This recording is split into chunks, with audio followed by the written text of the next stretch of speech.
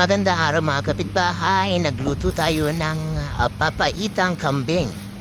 Ayan, yung panghalo niya, abdo ng kambing. At ito ang ating mga ricado. Piprepare lang natin bago natin igisa. Luya, sibuyas, bawang, sili, o siling green, kalamansi, and sinigang powder, pampaasim, and black pepper,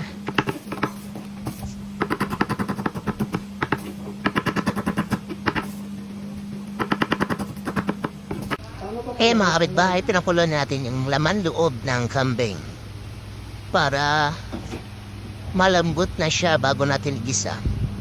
So ayun na, ginayat na yung laman loob ng kambing.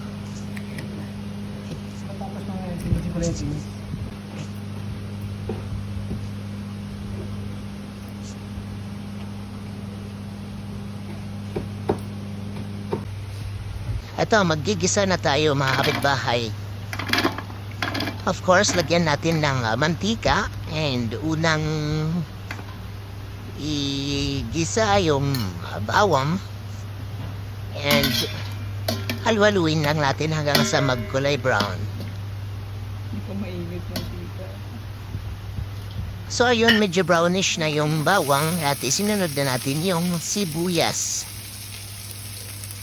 Kasunod naman nito ay yung luya para bumango at matanggal yung lansa ng laman loob ng ating kambing.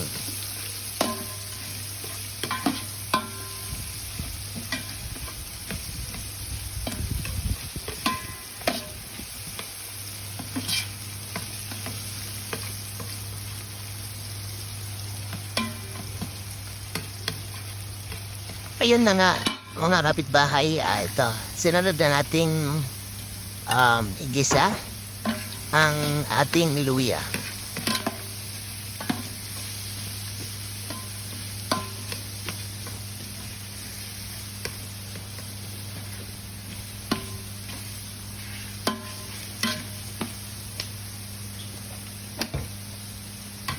At dahil medyo luto na yung ating ricado, sinunod na natin yung laman loob ng kambing. So ayan, halo-haluin lang natin mga kapitbahay hanggang sa dumikit na sa kanila yung amoy or lasa ng ating ricado. Dumikit na dun sa laman loob ng kambing.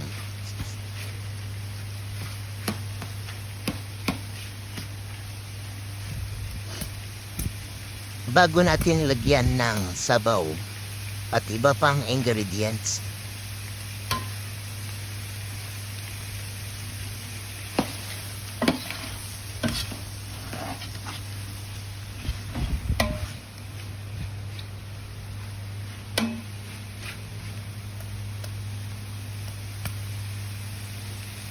So ito na nga mga kapitbahay, nilagyan na ng sabaw at yan na siya. Wala lang siyang kasamang gulay. Yung pinakagulay na lang niya is yung siling green. So ayun lamang mga kapitbahay. Maraming salamat sa panunood.